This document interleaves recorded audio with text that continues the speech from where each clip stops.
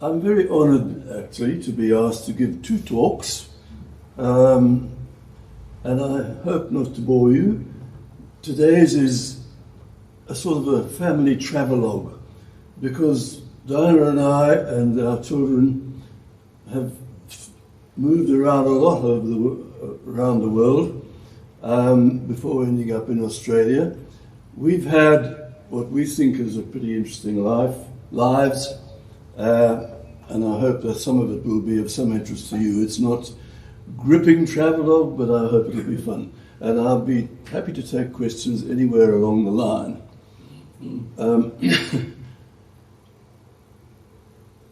The story starts in the that was the house where I was brought up for some of my childhood, my father's farmhouse.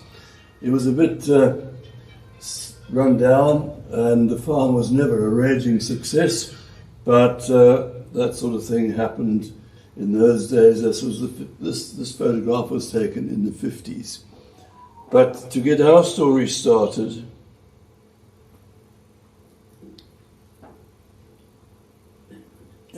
got a problem here.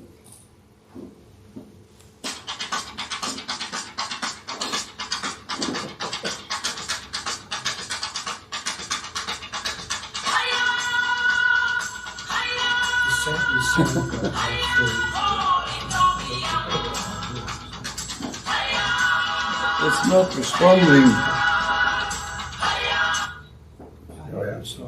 That's that thing. Sorry, that was a bit of African music, which I thought I'd be smart and put onto the video, and then I decided against it, but it seems to have got stuck there anyway. I put these guys in just because I like them, because I came from Africa, and I've got a thing about African animals. The impala are concerned about the lioness. Unfortunately, creatures like this were long gone by the time we were farming in Rhodesia, which is where it was. My father's farm was a tobacco farm.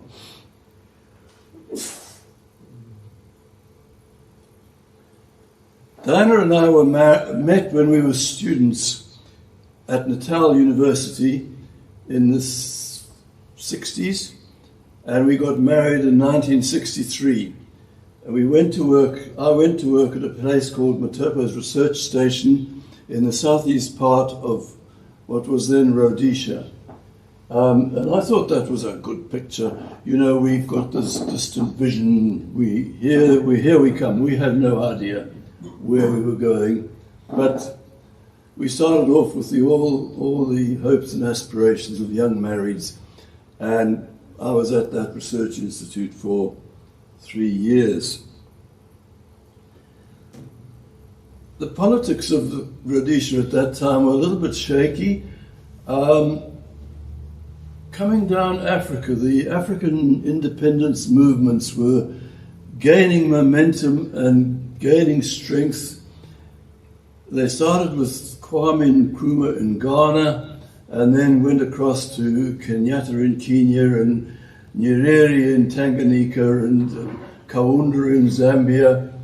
But we had a prime minister called Ian Smith, and Ian Smith was a believer in the superiority of white culture, and particularly the British culture. And he said, here we stand and here we stay, and the black nationalist movements stop right here, which will indicate to you, of course, that it was quite racist. In 1964, there was an election in which Diana and I voted. Ian Smith got in. We voted against him because his platform was essentially white superiority forever. And we didn't think that was viable, and indeed, of course, it wasn't. Sadly, it led in due course to a very ugly war, generally called the Bush War. And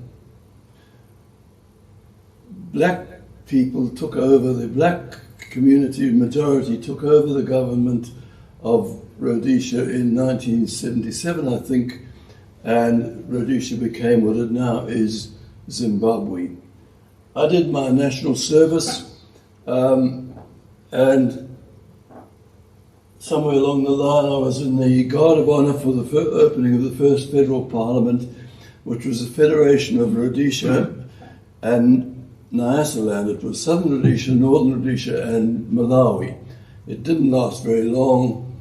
It succumbed to the pressures of nationalism and of the world disapproval, because the world at that stage really didn't like what we were doing in Rhodesia, and they had a point. There's all sorts of arguments about that, whether what happened was a good thing or a bad thing, but we won't go there. Diana and her friend, it was rather cute, it's a little lemur, which came to us by jumping into our bedroom.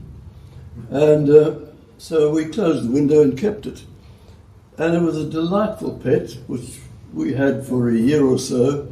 It used to make nests in the top of our cupboard. And it's an arboreal creature and with a wonderful ability to leap. And it used to leap out of the top of the cupboard onto Diana's shoulder in the early hours of the morning, and she'd lie there and play with it. When we got a baby, we had to let it go, and because it did have a slight tendency to bite when it was irritated, and it had sharp little teeth. So we didn't think that went well with a new baby, so we let it go, and it was a happy end to a lovely pet, because when I took it out to the bush and opened the bag, and it shot up a tree and was gone. The chaps on the right are running an irrigation experiment for me, or helping me run it. They were watering lucerne, alfalfa. Nowadays we'd have fancy control systems and so on, but I needed to apply an exact amount of water at known frequencies, and we had a high-tech business of a couple of guys with a drip thing in between them, and it worked quite well. That experiment was part of a master's degree I was doing, which has some implications for later. I have a couple of stories about our time as young marrieds at Matopo's, which may or may not be appropriate. One of them concerns the fact that we got a nice little new house, and it was on a slope, and it was completely undeveloped, a rough piece of country with a road going down to the gate, which we never closed. And Diana was struggling to establish a garden, and she had some calendulas, which is a really rather ordinary little flower. You probably know it, low-growing green with orange flowers. And the calendulas were getting established down by the gate, but something kept eating them. And one night, she woke up in the middle of the night and nudged, and said, "Go and see what's eating my calendula, see if you can do something about it." So I thought, oh my goodness. So I staggered out of bed and I got my shotgun. We didn't, I had 2 firearms actually in those days, and a big torch, and went out on the porch in the cold with my torch, and I shone the torch down the path, and I could see a couple of eyes in the calendulas. So I picked up the shotgun and fired. Now, I can still remember 60 years later, the muzzle flash of a 12-bore shotgun in the middle of the night is quite impressive. And the noise in a quiet African night is even more impressive. There's a hell of a bang. So I thought, oh my God. So there was a sort of a movement down in the calendulas, and I went back to bed. Questions were asked the next day because of the general I mentioned earlier, the slight unrest in the communities. Who fired a shot in the middle of the night? And I had no idea. It wasn't very smart, but I was 24 years old, and you don't think... We had another little adventure which was quite funny. Also, in that little house, Diana nudged me in the middle of the night. She had a habit of that, not always for what I wanted. But she said, "There's a cow at the window." "What do you mean there's a cow at the window?" "Well, look." And we had a big plate glass window, and there's this big muzzle, bovine muzzle going, breathing on it and misting it over and trying to figure out what this is all about. So I thought, oh, look, there's cattle in our garden. So I said, okay, I'll go out the kitchen door at the back, and you go out the front, and I chase the cattle, collect them and drive them down the driveway and out of the plot. So we did this, but there was a disaster because I whizzed out of the kitchen door, and we had a clothesline with a support wire, and I tripped over the support wire, crashed to the floor, hurt myself, probably made a noise, startled the cattle. There were quite a few cattle in our yard, and off they went round the house, and I'm yelling, turn them, and Diana fled up the steps. I said, why didn't you turn them? She said, they were stampeding, I wasn't going to. So we had an interesting 10 or 15 minutes collecting the cattle and sending them out. Apparently there was a leopard killed a calf in the back paddock somewhere, causing a bit of upheaval. After we'd been at Matopo a couple of years, I met a guy. I went down to Natal for a seminar related to this master's degree I was doing, and I met a fellow who was one of the senior people in the South African Sugar Association Research Institute, and we got talking, and he ended up offering me a job. So we went down to Natal, and I just put in some sort of African-type pictures here because, as I said, I like Africa, loved Africa. Okay, and there's a challenge I offer to anybody here. In the Bush Transit Lounge, if anyone can pronounce that word, I'll buy you a beer. It's pronounced Kakaba, and there's a Kakaba, the Transit Lounge. And it actually was the little bush airstrip, and we sat there and was on some trip or other. The move down to Natal was not a huge success. The guy who offered me a job turned out to be a bit of a martinet, and we got on fine on a personal basis, but not on a professional basis. And I had ideas about how I wanted to do science, and he had very clear ideas about what he wanted me to do, and he didn't need a bumptious 25-year-old who thought he was going to be a scientist. And by the way, the point I needed to make earlier, which I forgot, was the reason we kept moving was my ambition to be a scientist. I wanted to make it if I could in the world of science. So when opportunities came, then I took them and tried it. So we spent 3-4 years in Natal. It was fine, nice place to live. We had friends, good social life. Professionally, not very successful. But during the time at Matopos, I had met a senior person from the British science establishment, and then he came through South Africa a few years later. He was then the director of the Wallingford Institute of Hydrology near Reading. His name was Jim McCulloch. And I said to Jim, I'm really keen to get to the UK to see if I can get into a science job there. And he talked to me, he said, I don't think you've got a chance, you don't have the qualifications. But I know a guy who's got a big grant up in Scotland, and he's looking for a physicist to work on plant-atmosphere interactions. I'll write to him if you like, and you can try.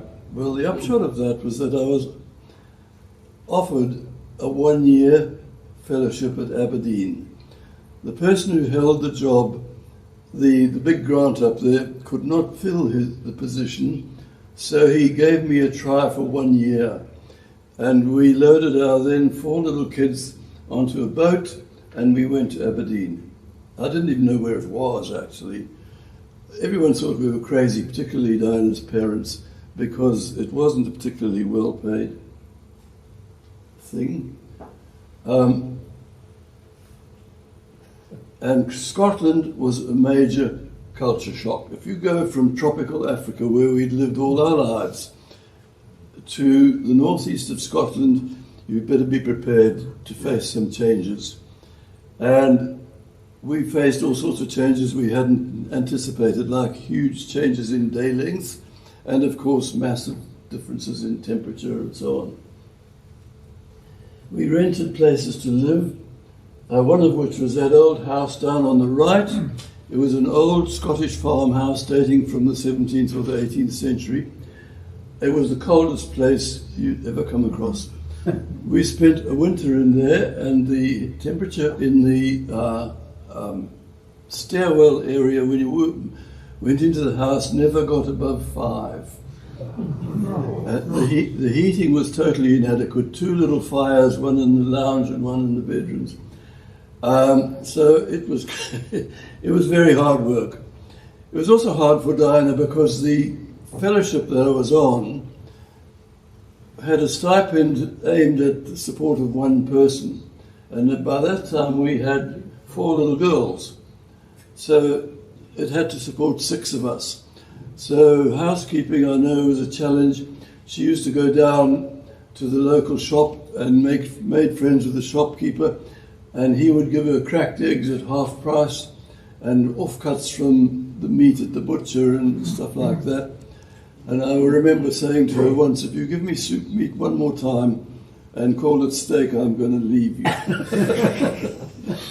So it was pretty hard work, but we managed. We were young, we were resilient, and I was enjoying the science. I was working very hard because I was on a big learning curve. I was not qualified for the job, but I hung in there and did it reasonably well.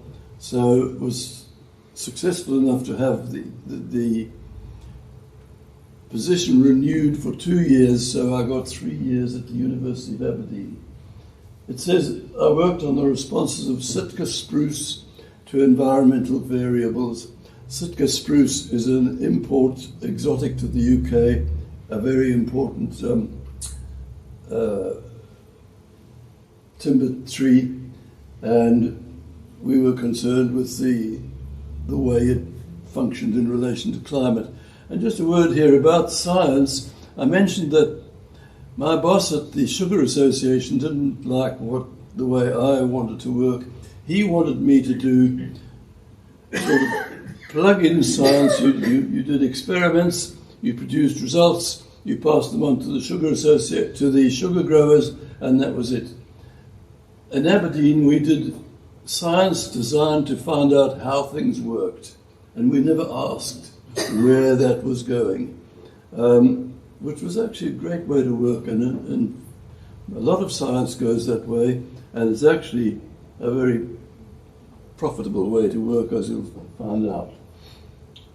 I note that I went to the first international conference in Czechoslovakia, and that was interesting because it was just after the fall of the Prague Spring, and there was a guy called Dubček who was trying to bring freedom to Czechoslovakia, which was Soviet ruled, and he was introducing all sorts of he was removing controls on free speech and what you could and couldn't do and so on. And the Russians got fed up and sent the tanks in and quashed the Dubček regime. That happened about a week before this conference, and there was a whole lot of toing and froing. Would we go, would we not go? Well, we did go, and it was very interesting and very exciting for a young man out of Africa, to go to Prague and to see at first hand what was happening in the politics of that place and the politics of Europe and the Russian business.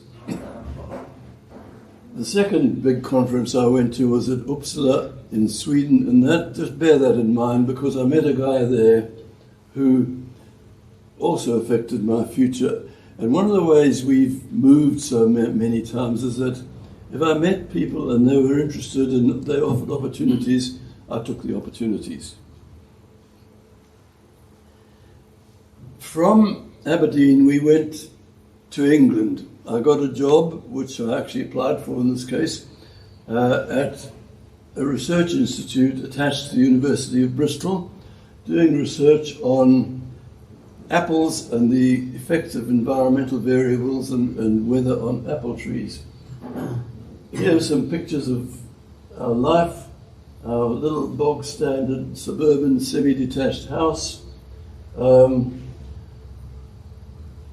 standing next to something called meadow orchards. There was work on miniaturizing apples so that you didn't have to get on a ladder to pick them. And there was a more standard orchard on the right at the top.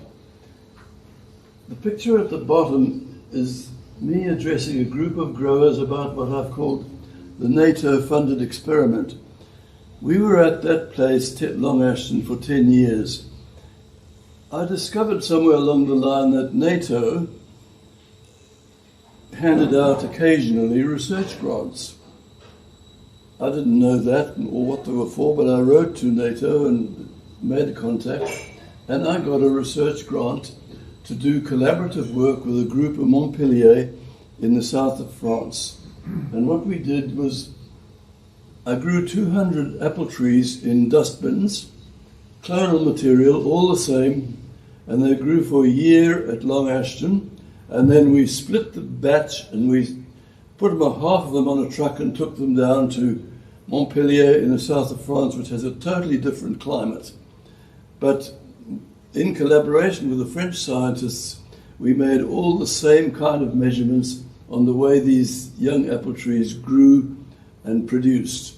And of course, you got very big marked differences because the one lot in Montpellier were in the bright, sunny French, southern French climate, and the ones in Bristol remained in rather sometimes dreary Bristol. It was a good experiment, actually, and it stood me well in good stead. Quick summary, we lived in England from 1971 to 1981. During that period, I went to all sorts of conferences, and I mentioned the conference at Uppsala. I met a guy there who wrote me a letter some time ago and invited me to take up a visiting lectureship at the University of Western Australia, which I thought was a great idea.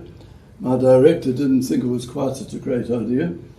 I was going to be away for a year, and he wasn't that excited about it. I was running a small group and I was supposed to be there, but I persuaded him that I would learn all sorts of things that would be immensely valuable to our science and the rest of it, and we went to Western Australia for a year.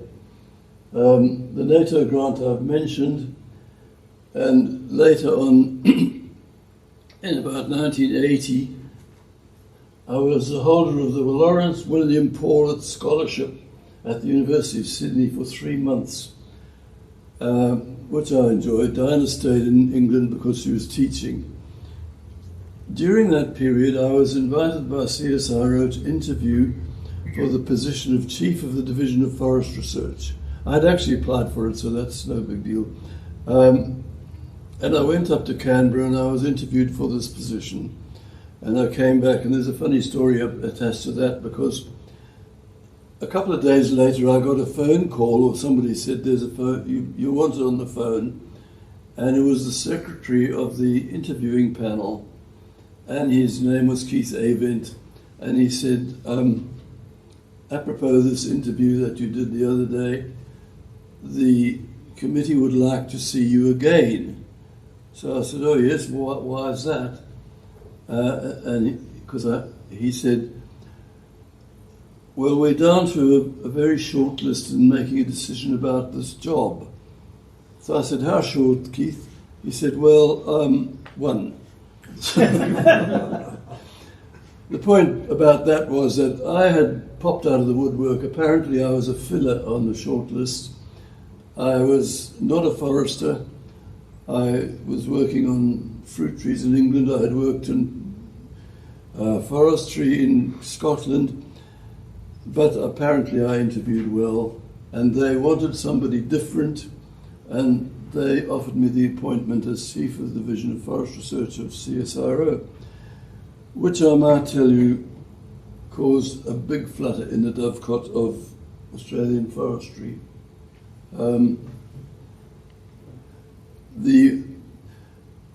Australian forest people, the state people and the foresters were very unhappy about my appointment. CSIRO's Division of Forest Research was by far the biggest research group in the country concerned with forests and forest product growth and production. And they had gone and appointed a guy who was not a forester, no forestry degree, no real background in forestry, and wasn't Australian. So they were a bit unhappy, and there was quite a lot of pressure to try and get them reverse that decision. I was in that job for the contract period of 7, 8 years, whatever it is. And during that period, I never really had an easy time with the forest industry people. They didn't like me much. Well, personally, we were fine. We drank together and so on. But it was the same problem as I had with my boss in sugar industry. I thought that we should treat forests as ecosystems. We should understand how they worked, because you can't, my argument is that you can't really manage a system effectively if you don't know how it works. You're just guessing. And that's what they do, they guess. And they said, well, we've got standard measurements and procedures and we've been doing it for hundreds of years. And all of this garbage that you're encouraging on physiology and environmental physics and ecosystem studies on forestry, it's got nothing to do with the real world of forestry. I had the view that we should be able to predict, in the end, predict the growth of forests from basic scientific principles. And I have to say that 50 years later, I won that battle because it took time. Because I produced a model, which I'll talk about next month, which actually allows you to predict the growth of forests and their response to climate and their response to management from basic physiological and biophysical principles. You don't have to just measure trees. And I heard the other day, it really takes time, that even the Tasmanian forest industry have adopted this model. So yeah, I'm glad I lived long enough to see it. After the end of my contract, I fiddled around a bit, spent time in another division, and then from 1991 to 93, I held the position of the Director of Natural Resources Management in the Murray-Darling Basin Commission, which was very interesting. I learned a lot about how Australian agriculture functions and the mess we're making of our country in the middle.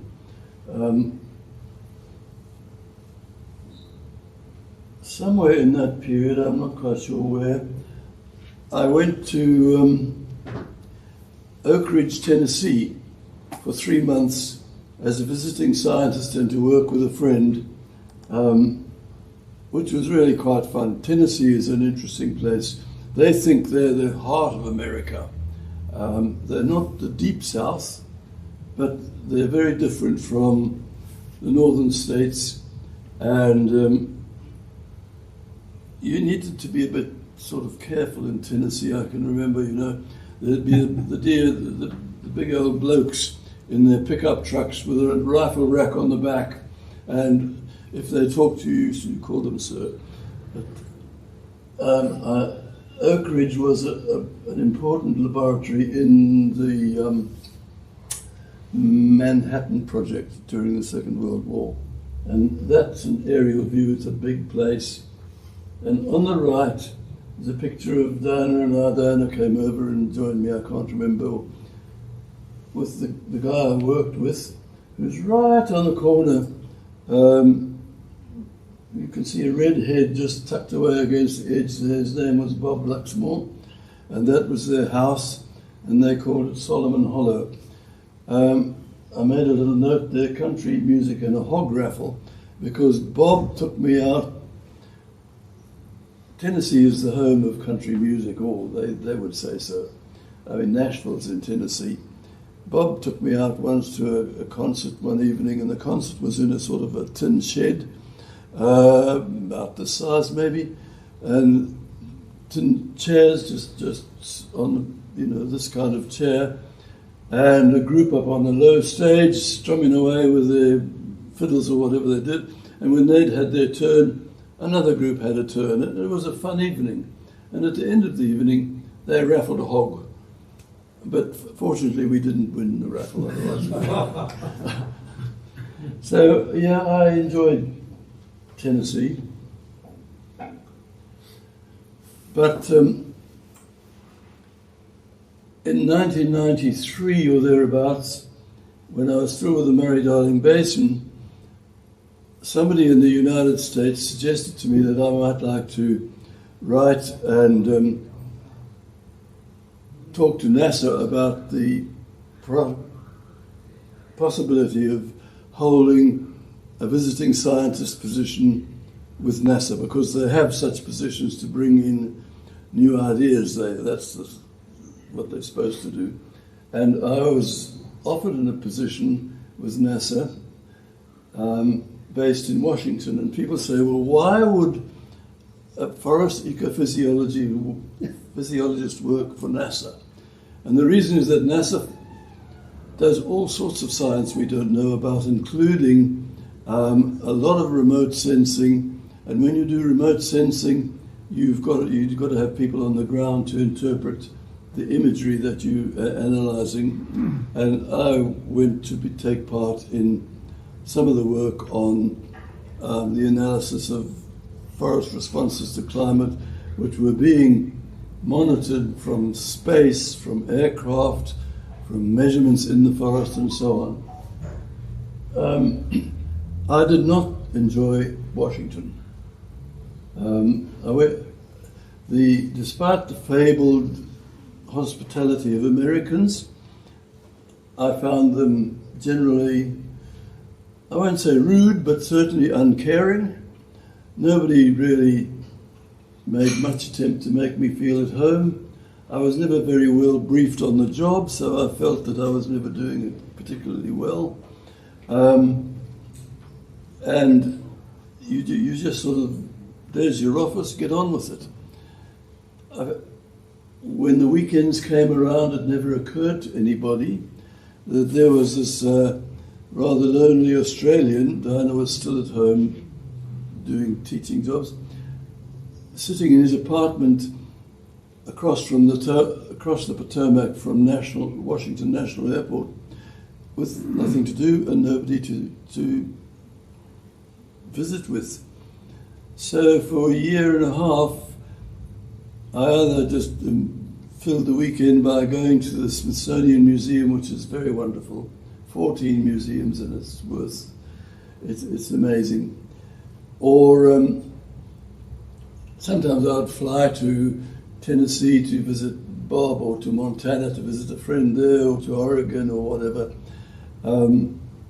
And I went up to Canada quite a bit because the main project called Boreas was in Canada. Boreas, of course, relates to the boreal vegetation, which was the main object of our study. And it was very interesting, and I enjoyed the science part of it. I did not enjoy the social part of it. And my impression of Washington politics, and Washington society is basically negative. I would not go back there to work if it paid me a hell of a lot more than they did. But it was experience, another thread in the rich tapestry of life and all that stuff. I came back to Australia and went back to CSIRO and worked on the thing that had been niggling in the back of my mind for all those years, which was developing a model of forest growth from first principles. And I worked there until I retired in about 2000. That photo on the bottom right is because one of the last visits I made while I was still employed was to Finland as a visiting professor at the University of Helsinki, which I really enjoyed. And Dinah came with me on that one. And it was lovely. I was there for 3 months. The people were nice. The job was nice. I felt I was doing something useful. And you'd think, if you name a favourite country, you might not think of Finland, but Finland is a great country and they're great people. This department, I mentioned in the department sometime that Diana and I wanted to go up north of the Arctic Circle in winter. Now, you know the Arctic Circle is 66 degrees north, I think I'm correct. And we were there into the winter, so we thought we need to do this. And I mentioned that we were going to do this, and they said, oh yeah, well, we have this nice, and I'm going on too long, this nice chalet, and you might like to use it. And we had the use of this beautiful chalet, and we went up there and spent a few days up there, which was very pleasant and complete with sauna.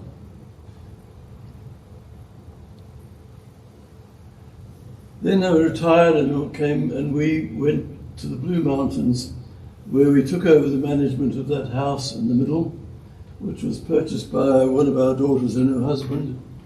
And we managed that place for 20 years. I remained involved in science and did a whole bunch of trips, mainly in a teaching role to postgraduate student workshops, which were held in South Africa, Sweden, Estonia, Brazil, Chile over the years. And the guys at the top left were sort of I suppose at that stage we were the senior group in that field. And the photographs are just to give you a taste of these workshops. The workshops usually had about 30 international students brought from all over the world. The teaching staff were paid for, at least they didn't pay us money, but they paid out airfares and what have you. And each workshop was about 2 weeks long. And I think that they were fun, the students were fun, and I think we made a significant contribution. There's another little story I like about that. At one of the workshops in Chile, I think the last one, there was this lovely little lady who came up with a textbook I'd written. And she said, oh, Dr. Landsberg, it's so exciting to meet you. I thought you must be dead. And I thought, well, that's fair enough. If you're 24 or 25 and the guy you're talking to is in his 70s, you have it's reasonable to assume that he might be dead. But I wasn't dead and I signed the book.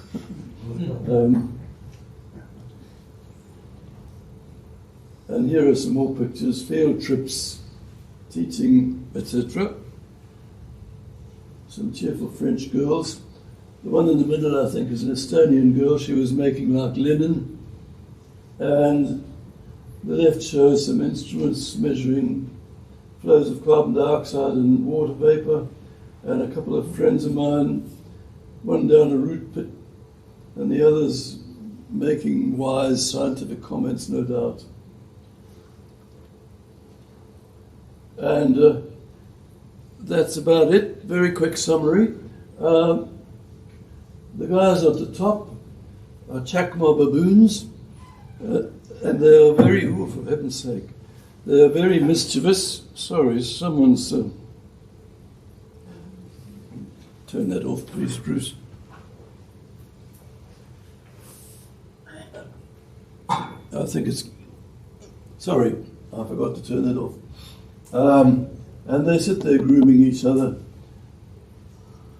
And the one on the right is a couple of elephants walking through our camp on the Zambezi when I went up there a few years ago. And I might tell you that I took that photograph from right next to my tent. The elephants took the view, which I think is reasonable, that this was their country, and if we put tents and rubbish in the way, that's our problem. and they wandered around through there when they felt like it. But you did need to treat them with respect. Great respect, very quiet, and then they'd go. The baboons were a different story. They would come into the camp and get into the tents and raid your food stores and what have you. So that's about the story, a quick summary, travelogue of a rather eclectic career. And Bruce says I'm out of position as usual. Next month, if you're interested, I will actually talk about the science that I did along the way. So thank you very much.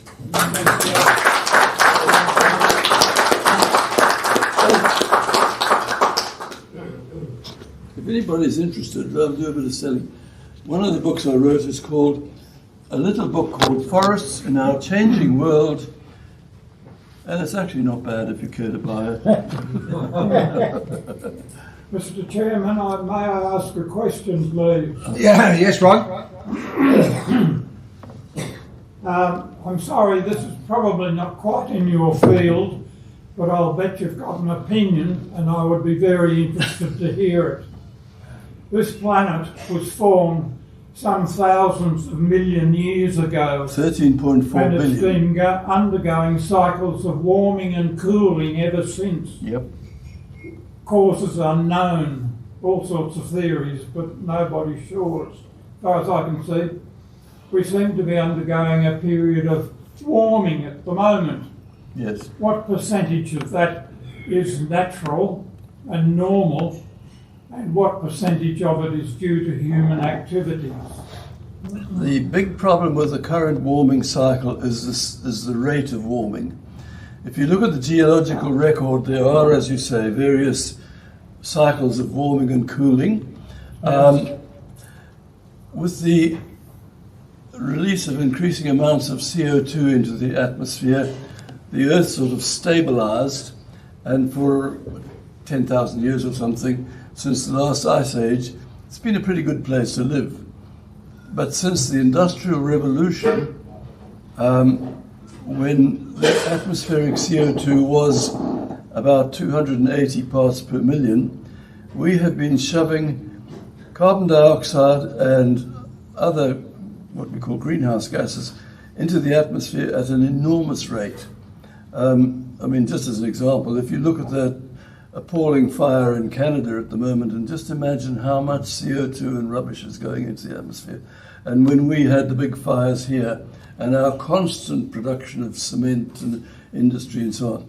So the current level of CO2 in the atmosphere is over 400 parts per million. And CO2 traps long-wave radiation, a little bit technical, but it means that the sun shines on the Earth.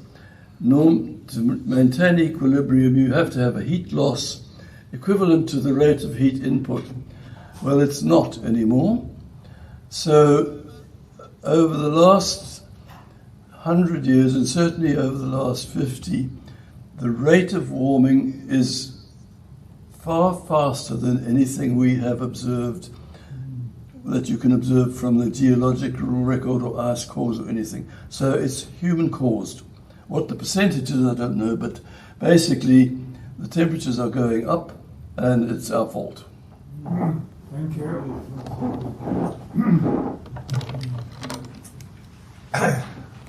Well, thanks, Joe. You've really whetted our appetite now for next month. Thank you, David. And we're very grateful. And Diana's here. I noticed Diana didn't jump up and seek to correct anything that Joe said in terms of their life experience. So we can take that, Diana, as an affirmation. But we're very grateful to Joe to share his experience and his knowledge with us at a time when we need to get as much information about this as we can get. And we're lucky to have someone in our group who can provide it. So we're very grateful, Joe. Thank you. And also to just give us that beautiful insight on the various places that you went to.